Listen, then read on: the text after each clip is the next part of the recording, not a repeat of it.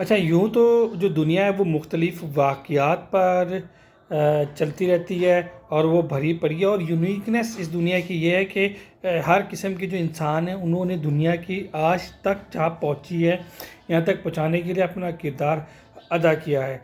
और ख़ास तौर पर जो फाइनेंशियल वर्ल्ड है और इसके जुड़े जो स्कैंडल हैं वो सबके सामने, उसी से जुड़ा हुआ एक जो कहानी है वो मैं आपको सुनाना चाह रहा हूँ कि किस तरह एक पॉलिश करने वाले के अकाउंट में 150 करोड़ मौजूद थे।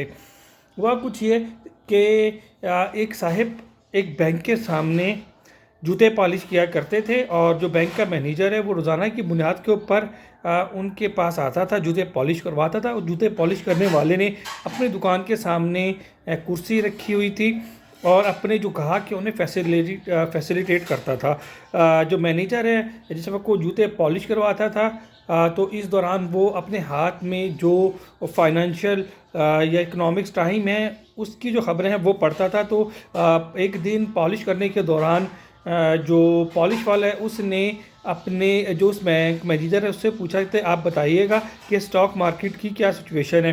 तो वो हंसने लगा। उसने कहा, भाई तू पॉलिश करता है, तेरा स्टॉक मार्केट से क्या ताल्लुक़ है। तो जो पॉलिश करने वाला है वो कहता है कि जी आपके बैंक में मेरे 150 करोड़ रखे हुए हैं। जो मैनेजर है वो मजाक समझता और हंसने लगता है। ताहम जो जूते पॉलिश करने वाला है वो कहते जाके आप अपना जो बैंक है वहाँ पर चेक कीजिएगा कि परवेज़ पॉलिश वाले के कितने पैसे और अकाउंट में हैं।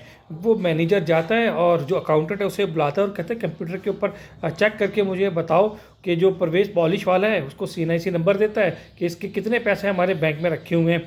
तो वो चेक करने के बाद आता है जी बिल्कुल परवेज़ पॉलिश वाला हमारा मोअज़्ज़िज़ कस्टमर है और इसके बैंक अकाउंट में 150 करोड़ रुपए मौजूद हैं। वो बहुत ज़्यादा जो मैनेजर है वो हैरान होता है, तो और उससे इम्प्रेस भी होता है कि भाई एक जूता पॉलिश करने वाला 150 करोड़ उसने कमा भी लिया और अभी भी वो जूते ही पॉलिश कर रहा है। तो कुछ दिन के बाद जो बोर्ड ऑफ डायरेक्टर की मीटिंग होती है तो अपना जो अकाउंटेंट है उसे भेजता है तो और कहता है कि जो परवेज़ है उससे कहो कि हमारे बोर्ड ऑफ जो मीटिंग है उसमें आपने बतौर मेहमान ख़ुसूसी शिरकत करनी है और अपने तमाम तर जो किस्सा है आज तक का वो सुनाना है। तो परवेज़ जिस वक्त बोर्ड ऑफ डायरेक्टर की मीटिंग होती है वो वहाँ पर जाता है और अपना किस्सा कहानी शुरू करता है कि हम दो भाई थे और एक गांव से शहर की तरफ हिजरत करके आए थे। हम भूखे नंगे मतलब चित्रों में थे और इस बीच हमें कुछ सेब मिले।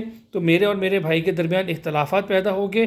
भाई कहता था कि इन सेबों से भूख मिटा लो, जबकि मेरा इरादा था कि सेब के ज़रिए कारोबार किया जाए। तो भाई अपने से हिस्से के सेब लेके चलता बना, जबकि मैंने अपने हिस्से के सेब बेच के मज़ीद सेब ख़रीदे और उन सेबों को बेच के जो जूते पॉलिश करने के लिए ब्रश और कुछ पॉलिश ख़रीद ली। उसके बाद जब मैंने पॉलिश करना शुरू की तो पैसे जमा किए। इस बीच ना ही मैंने किसी तफरीगाह का रुख किया और सुबह आता शाम तक अपने काम में मगन रहता और सिर्फ पैसे जमा करता। और मज़ीद पैसे जमा जब हुए तो बैठने के लिए कुर्सी और चाय के लिए जो तरपाल है वो डाले। जब मज़ीद पैसे मेरे पास इस तरह जमा हो गए तो सामने दुकान भी खरीदी थी आपके बैंक के, तो वो मैंने ख़रीद ली। अब ग्राहकों को मैं बाइज़्ज़त तरीके से दुकान में बिठाता हूँ और उनकी जूते पॉलिश करता हूँ और वो मेरी जो खिदमत है उससे और जो सर्विसेज है उससे खुश होते हैं। तो बैंक के जो एक बोर्ड ऑफ डायरेक्टर है वो पूछता है कि भाई आपके अकाउंट में 150 करोड़ कैसे हुए।